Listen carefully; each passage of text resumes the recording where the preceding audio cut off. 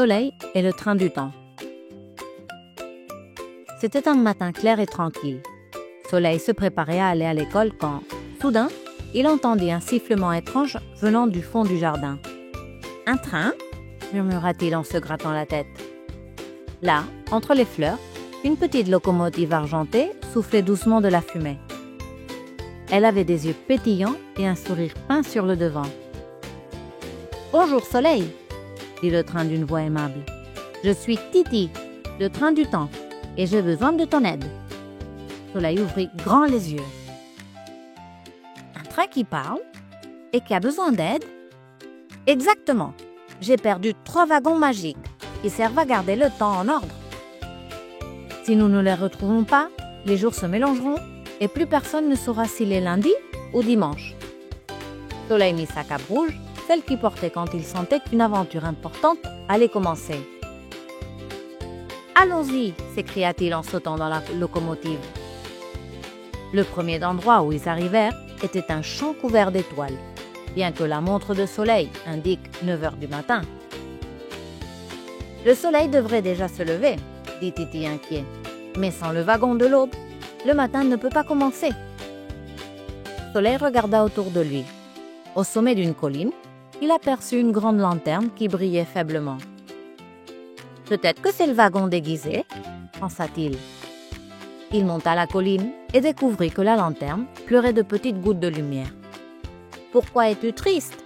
demanda Soleil. « Je me sens oublié, » répondit la lanterne. « Personne ne s'arrête pour regarder comment le jour commence. Tout le monde est pressé. » Soleil sourit et s'assit à côté d'elle. « Alors, faisons quelque chose de spécial.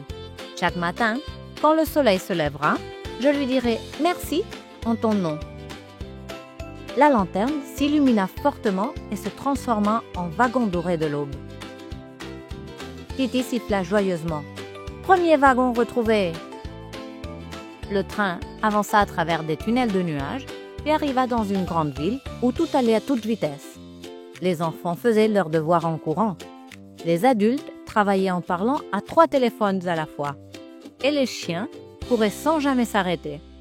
« Il manque ici le wagon de l'après-midi, celui qui rappelle aux gens qui doivent se reposer un peu, » soupira Titi. Soleil descendit et vit un cerf-volant orange qui essayait de voler, mais dont les fils étaient emmêlés. « Aide-moi !» dit le cerf-volant. « Personne n'a le temps de jouer avec moi. » Soleil sourit et commença à démêler les fils avec patience. « Parfois, il faut s'arrêter un peu pour que les choses puissent à nouveau s'envoler, » dit-il. Quand le cerf-volant prit enfin son envol, il se transforma en wagon orange de l'après-midi. La ville s'arrêta un instant et tout le monde respira profondément. « Deuxième wagon prêt !» cria Titi en sifflant. Il n'en restait qu'un. Le train avança jusqu'à un ciel de nuit sans étoiles. Tout était gris. « Ici devrait briller le wagon des rêves !» dit Titi à voix basse. Mais on dirait que les gens ont oublié comment rêver. Soleil descendit et vit un enfant qui essayait de dormir. Mais sa chambre était pleine d'écrans allumés. « Je n'arrive pas à fermer les yeux. J'ai peur de rater quelque chose, » dit l'enfant. Soleil éteignit les lumières une par une. « Parfois, les plus beaux voyages arrivent quand on ferme les yeux, » chuchota-t-il. L'enfant sourit et en s'endormant, une pluie d'étoiles remplit le ciel. De cette lumière naquit le wagon bleu des rêves, qui vint se raccrocher au train. Quand tous les wagons furent à leur place, Titi resplendit comme un arc-en-ciel. « Merci Soleil, tu as rendu au temps son équilibre. » Soleil bâilla. « Je crois que l'heure du sommeil m'appelle aussi. » Le train siffla doucement, et avant qu'il ne puisse répondre, Soleil était déjà de retour dans son lit.